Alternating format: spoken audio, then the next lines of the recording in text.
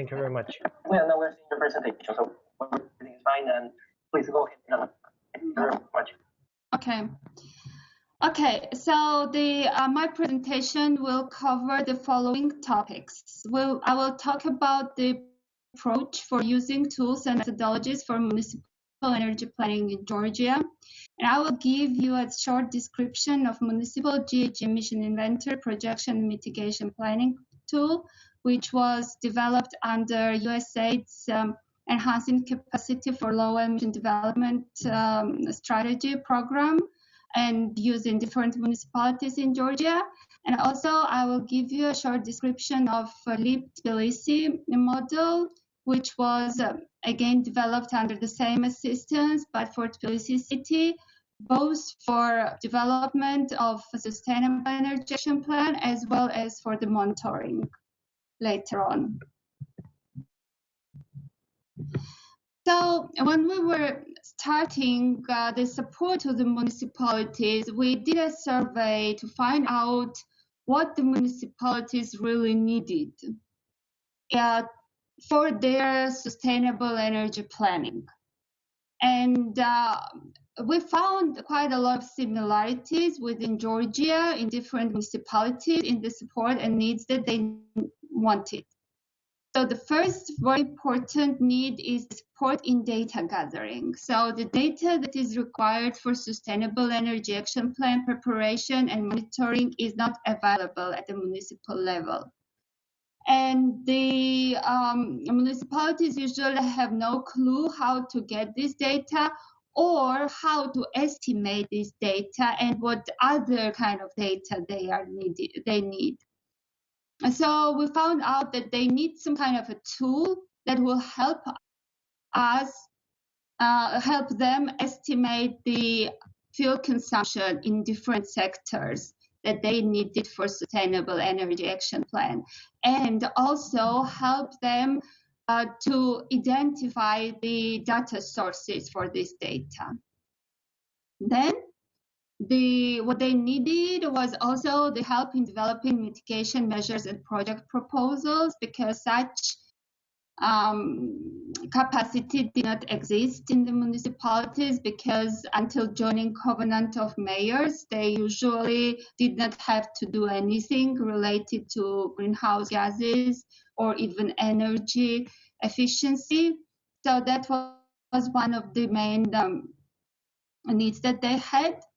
Then, because again, they were not familiar with the necessary calculation mechanisms for inventory compilation, for projections, or for assessing the mitigation options, then of course they needed some kind of tool to do this kind of calculations and assessments. So what they needed again was emission inventory preparation, development of projections, because we're a developing country, we will have inevitable increase of emissions. So all our reductions are set against some kind of a projection, which we call business as usual scenario. And also some kind of a quick assessment of the potential of mitigation options before doing a more comprehensive assessment like energy audit, etc. And targeted capacity building, which meant using all of these tools as well as some on-job training to integrate the sustainable energy planning into their everyday work. And this concerned not only the persons that were working with Covenant of Mayors, but also other staff like transport department staff, for example, or like kindergarten staff, etc. Whoever had some kind of a connection with the measures in the possible measures in sustainable energy action. So to calculate this emission inventory and impact of mitigation measures, of course, the most commonly used way is to use the models. And there can be two types of models, more difficult and comprehensive one, and easier ones, and both of them have of course, advantages and disadvantages which need to be considered when selecting the model for specific municipality. The comprehensive modeling systems are, of course, better for giving insight for future projections, for future emissions, and possible mitigation measures, etc. But it is often out of the human, technical, and financial capacities of municipalities. It requires more statistics, better technical capacity, which is generally available at the municipal level. So this caused a lot of problems for our smaller municipalities.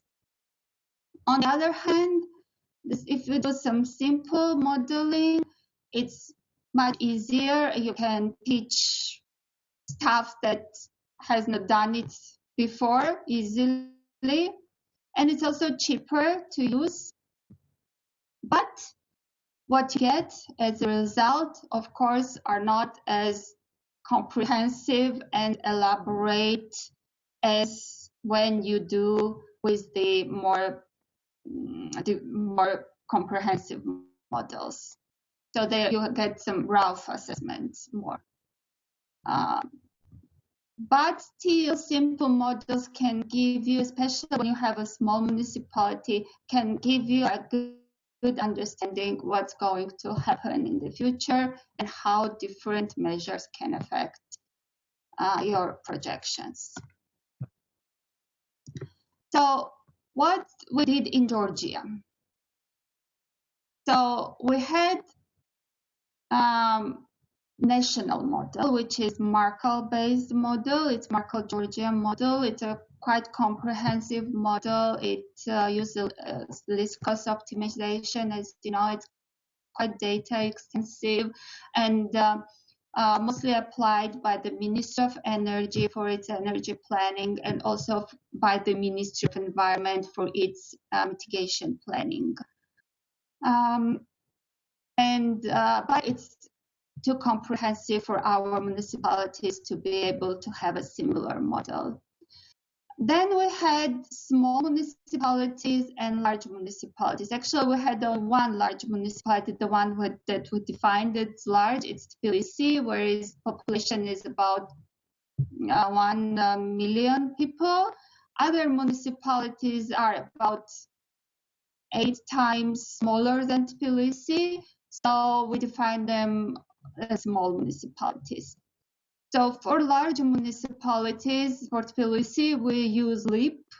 LEAP is somewhere in the middle between models like Markov and simpler tools. It has enough modeling possibilities to have a more detailed projections as well as to be able to assess mitigation measures in a better certainty. And for small municipalities, we decided to develop the Excel-based tool, which would be tailored specifically for Georgian municipalities, and which have a module for data collection, which was very important, as I said before, of the possible sources, what data you can get from the sources, and then how you calculate your fuel consumption and your emission based on the sources. Both this simple tool as well as the LEAP, they relied on Markov-Georgian model for some of the information.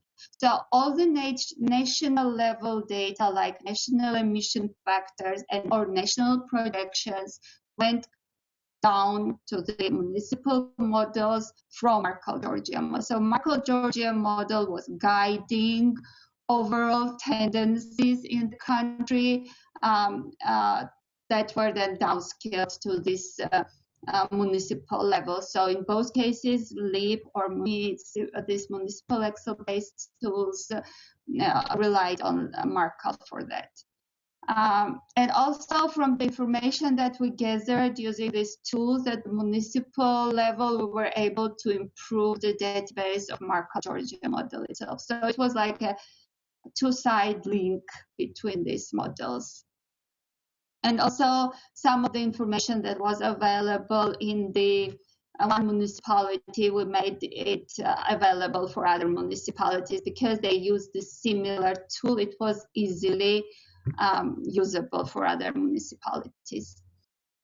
And also we choose Excel because the staff would not need any additional software to be installed, and they would not need additional training for the use of the software itself. So Excel, they can draw graphs, they can copy tables, etc. easily because they are familiar with this environment.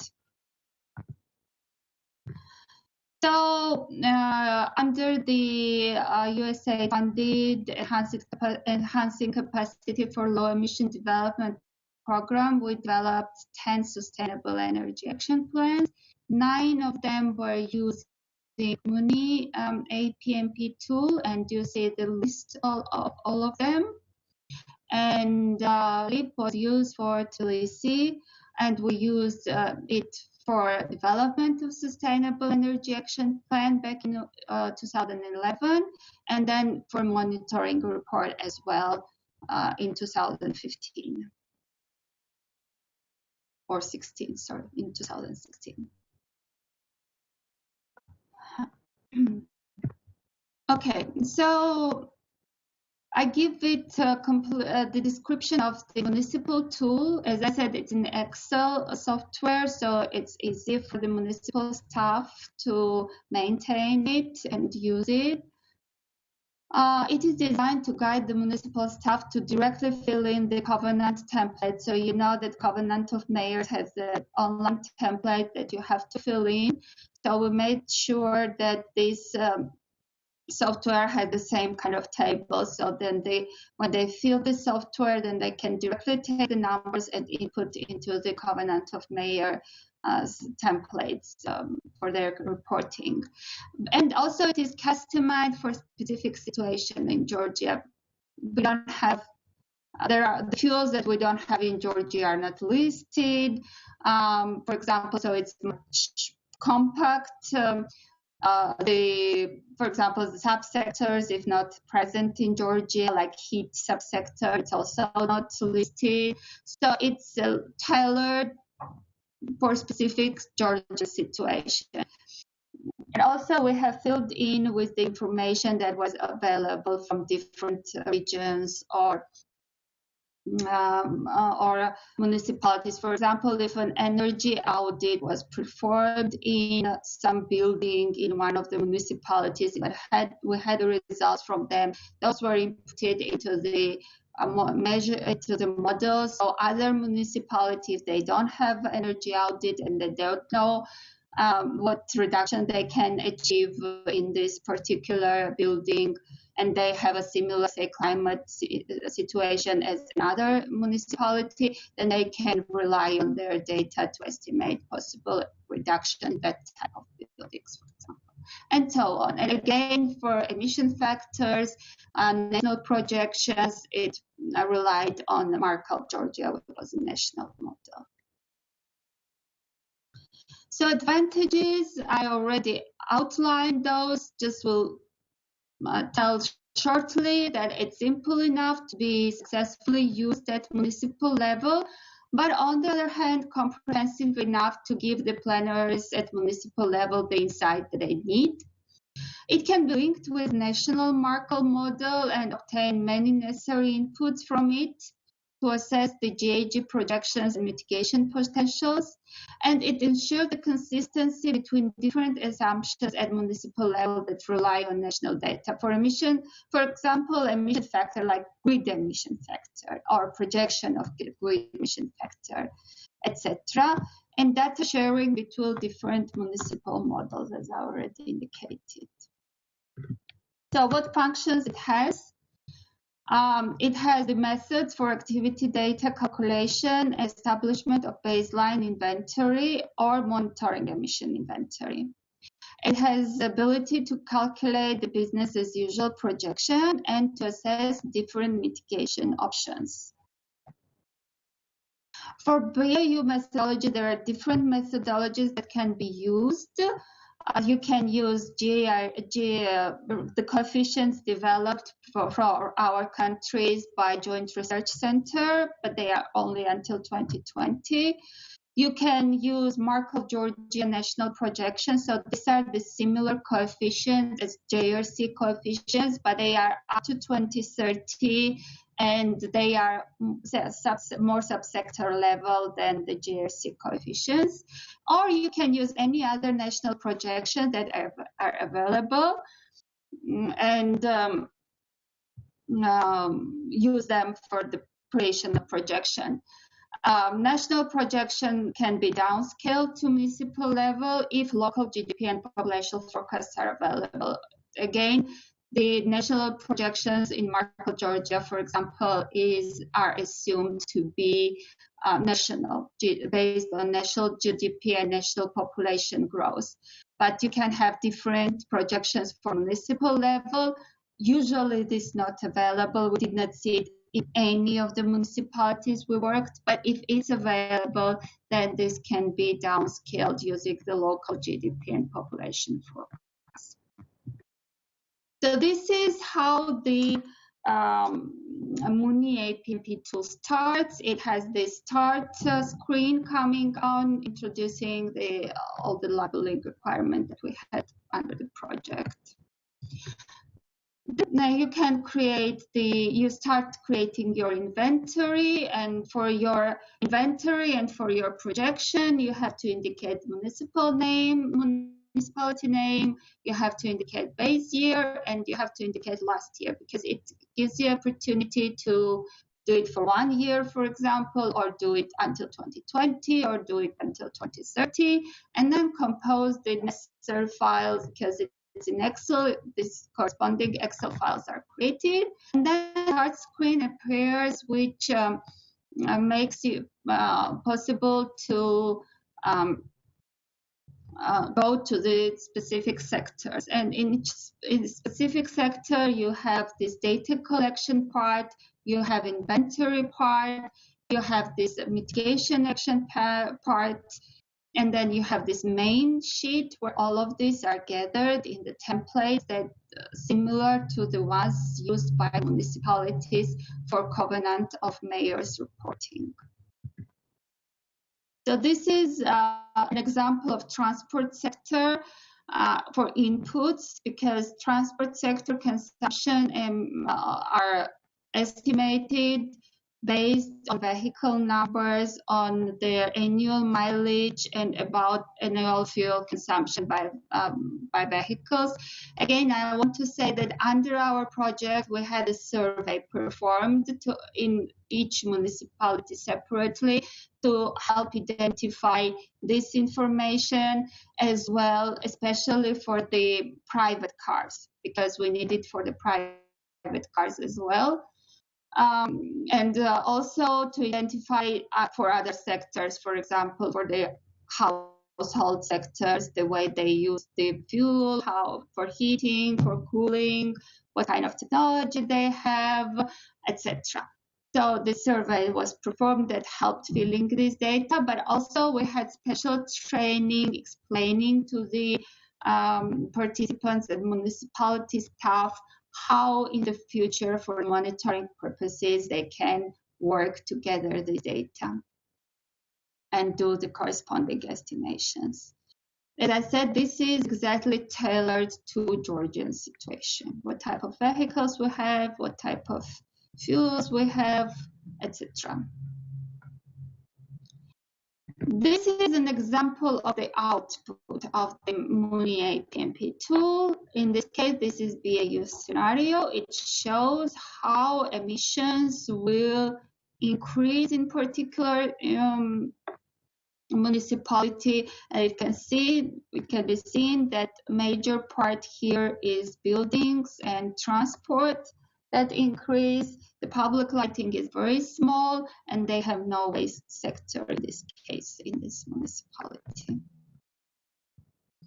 Another output of the tool shows the possible reductions of emission reductions on the, to be correct, possible emission projections for a certain year, in this case 2020, for some other municipality in this case. So it shows in how much they were in base year, so in 2014, how much they would grow in BAU scenario, and how much they can be reduced if the measures that are given in Sustainable Energy Action Plan are implemented.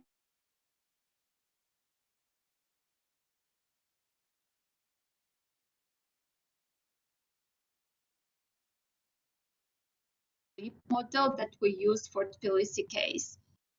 So, what are the characteristics of Tbilisi? First, it's the largest city in Georgia, which has relatively complex transport and building sector. There is more and better detailed data available compared to other cities in Georgia. And also, when we were developing the Sustainable Energy Action Plan, we had very little time. So we wanted to rely on a model that was very flexible, user-friendly.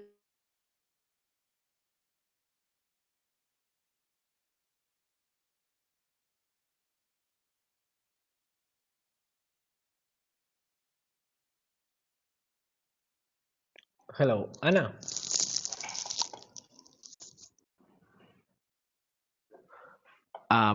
Apologies, everyone. Apparently, Anna has lost the connection. Let's wait for her a couple of minutes. Oh, there she is again. Anna? Sorry, do you hear me now? Anna? Yes, we hear you perfectly. Okay, good. So I don't know when you stopped hearing me. I will continue why we use LEEP for Tbilisi. So what advantages LEEP had for us? First of all, it had free license, which was very important at that moment. There was a local knowledge and experience available in the country, so we had the people that could use, although they were outside municipality, but as I said, it was USAID supported, so we were able to hire them and use their knowledge. And we did not need international consultants for this work. And also because it's easy to construct a model with desired level of detail. So we could go into the detail based on the data available. So that was very important part of the using this model, and that's the approach we used. So we used this model for Tbilisi Sustainable Energy Action Development. This is a snapshot of how demand tree for transport sector in LEEP is organized. We have passenger transport separately, we have municipal transport and commercial transport, and then passenger transport is split in public transport and private transport. Public transport includes buses, metro, minibuses, and as a possibility, the tram. And in private transport, we have car. And then for municipal fleet and commercial transport, it's now split by different end users or device levels. And then we have split by the fuel. So how many buses we have, how much is the share in passenger kilometers traveled by buses that use the diesel. And then how much is, we had big diesel buses, medium diesel buses, small diesel buses, same for metro, minibuses, cars, and other transport. And each were characterized by the intensity factor, which were fuel consumption per passenger kilometers per year. Just to show you. Just to show you that depending on the data availability, we gave more detail, for example, for passenger transport. Where we did not have that much data, we just split by fuel consumption. This is households, which again, we were able to split by heating, hot water, cooking, cooling, lighting, and other demand, and then have these different kind of technologies characterized with their intensity factors in fuel consumption per household per year. This was just an example to show you the idea. Projection, again, were guided by national models, and then mitigation options were assessed based on the changes in the shares of these different technologies or improvements of their intensity factors, etc. So this is the result of a Tbilisi case. As I said, we used it both for Sustainable Energy Action Plan development as well as monitoring. So for monitoring, what we did, we calculated ex post baseline scenario. So inputted the real GDP growth, real population growth into the model to calculate the possible GDP, possible baseline scenario, and then we inputted the real fuel consumption in years until 2014 to see what was the difference between the projected baseline and the real emissions. And here I show you the results, how the emissions changed from 2009, how emission distribution by sector changed in Tbilisi, considered sectors from 2009 and 2014. You see that waste share has considerably decreased because the others two increased much faster than waste. Not because waste decreased, but because the others increased faster. Here it's emission reductions calculated for each sector.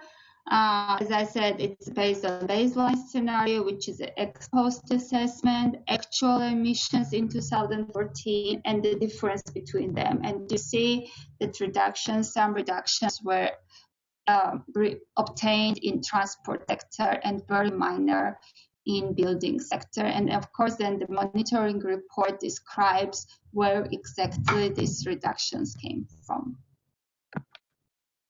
Here is a graph of total emissions, again coming from the LEAP output, which shows baseline inventory in 2009, how much was the initial business as usual scenario, how much was updated business as usual scenario, and how much is the monitoring inventory in 2014.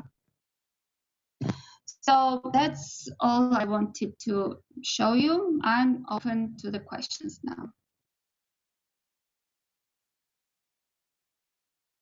Thank you very much, Anna. And please, to anyone who wants to put their questions, please put them in the chat. And we would also like to have a question and answer session in a few minutes regarding the possibilities of getting this tool working or working in the development of a tool like this within the platform. So please put your questions in the chat room, and I will reconnect Anna's microphone again for her to be able to reply to them. I see one question. Should I answer? Yes, indeed, Anna, please. Yes, so the question is how municipal policies and measures are being modeled in the muni-EIPMP tool, what inputs are needed. So for each sector, we have different approach. For transport and building sector, we have a list of possible measures that again came up from our experience in Georgia. What are the measures actually that can be implemented in Georgia in smaller municipalities? This also comes from Markel, Georgia, and also comes from existing sustainable action plans, etc. Of course, it's not a comprehensive list, but it gives municipalities some ideas. For example, for transport, you can have promote promote walking or cycling or switch to the public transport, etc. So some kind of measures that can be. And then we have from the different studies gathered the information of what usually the impact of these measures are and on what. For example, from Markel, Georgia, we can take an impact of walking, for example, or there are, or from some public sources, the impact of measures on cycling, etc. And then these impacts are gathered. Sometimes, especially for building sector, we put these impacts based on the municipality. So, for example, we will say that roof replacement in kindergarten, say Tel Aviv, results in that much reduction. Yes, I can share, but yes.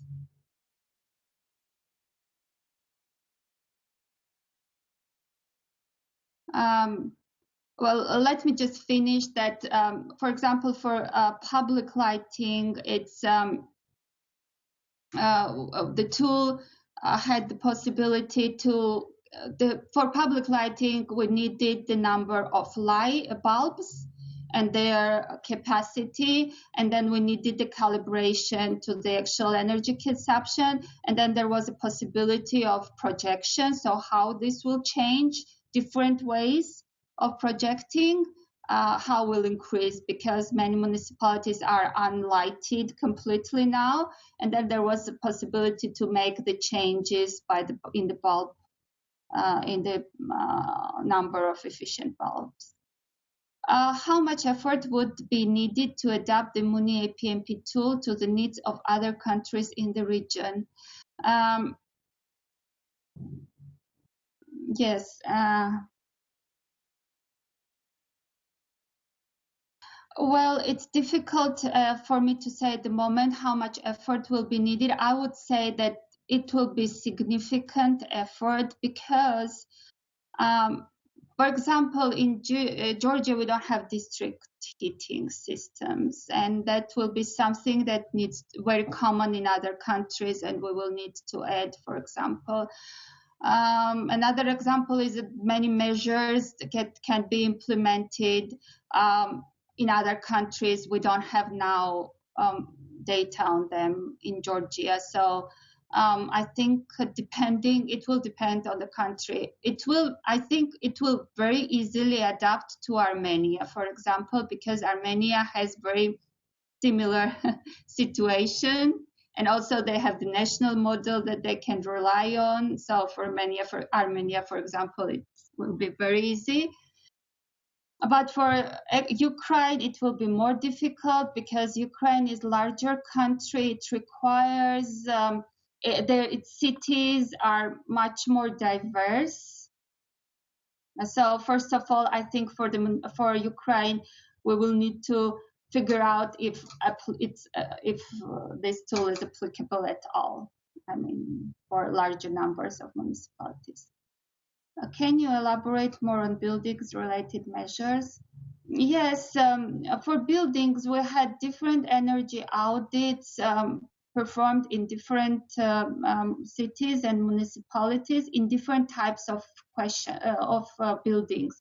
And we gathered quite a comprehensive database of possible mitigation measures in buildings. What we did per municipality is that we selected so-called typical buildings, like what was the typical 9-story residential building look like, or typical kindergarten, and did an energy audit. And by this energy audit, determined different types of measures, how these measures would affect the emissions and energy consumption. And that's what inputted in muni-EIPMP tool. Of course, it does not, these are technical measures, not really policy type of measures, but we had additional training to help the municipal staff understand how this can then translate into some regulation or policy or financial scheme, etc. Are any energy efficiency targets for municipality available for public and for debate on the way to be achieved? Because of many possible measures, is public opinion considered when scaling what measure and what effort should be done?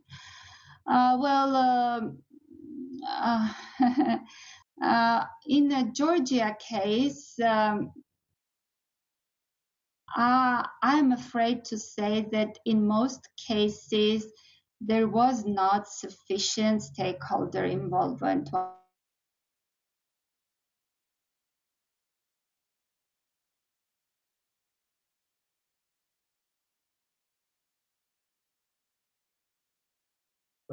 Anna.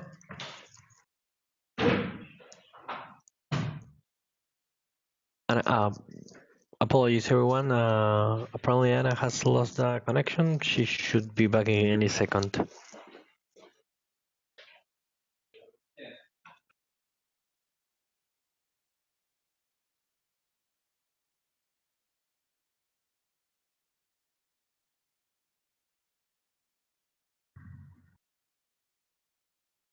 Anna, are you there? Yes, I'm back. Okay. Okay. Good. Okay. So I wanted to say that in a Georgian case, unfortunately, there was not enough stakeholder involvement when developing sustainable energy action plans. Our project provided just the technical assistance, but everything else was done by the municipalities themselves. Did I answer the question? I completely agree with Sergio that it's very important to have the proper stakeholder involvement when developing the Sustainable Energy Action Plan.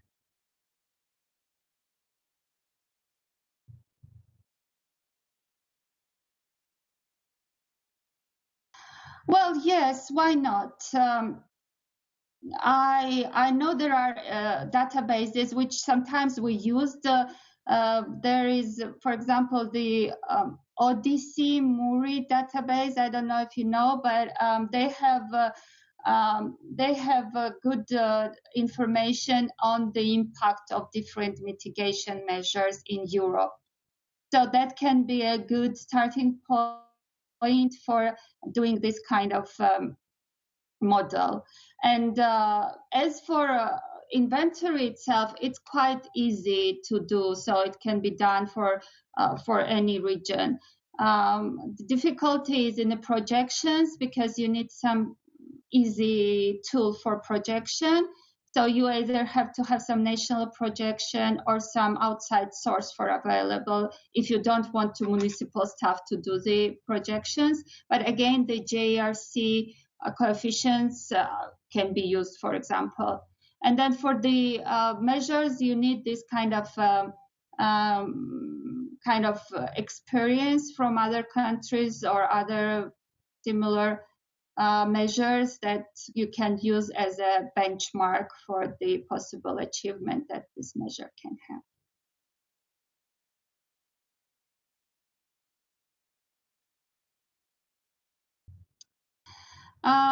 Well, for some municipalities, yes. For some municipalities, no. It depends. Unfortunately, at the municipal level in Georgia, we have very fast staff turnover, and our experience shows that in many cases we lost the staff that we trained. They went away, and there were some new staff completely. So. So if there is a trained staff, they will use the Excel tool for monitoring. But and of course the plans are one of their development plans that they try to rely upon. I can see many things happening in Tbilisi or planned to be happening. And our, for example, monitoring of Tbilisi city's Sustainable Energy Action Plan showed that many actions that were planned in Sustainable Energy Action Plan, mainly for transport sector, were implemented. So, and also we see then in updated Sustainable Energy Action Plan, one measure that was planned is also already implemented. So the municipalities understand that the Sustainable Energy Action Plans are a good tool for them to talk with the donors. So they use them.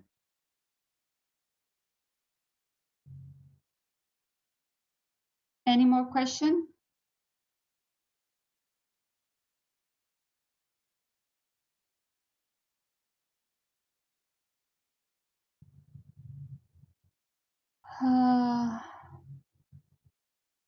No.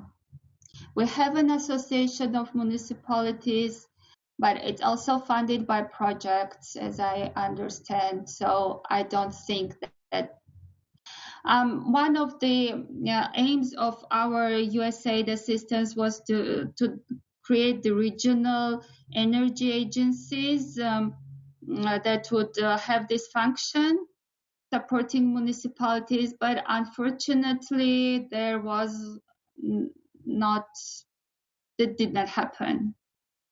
All the supporting documents were developed, but when it came to the financing of how this will be financed, unfortunately, it did not happen. So no, currently it's my organization, which is local organization, Sustainable Development Centre Remissia, kind of continues to have the tool and will continue to support the municipality. So it's often when they have questions, they call us, ask, and we provide the help.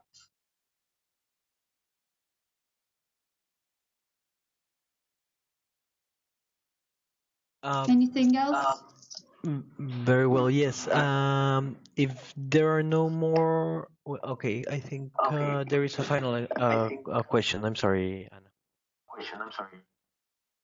Yes, I will be very interested in adapting my tool for other countries, as well as possibly using any model. If that's, again, what I wanted to stress out in my presentation is that it's not the tool that matters, it's the needs of the particular municipality that matter. And so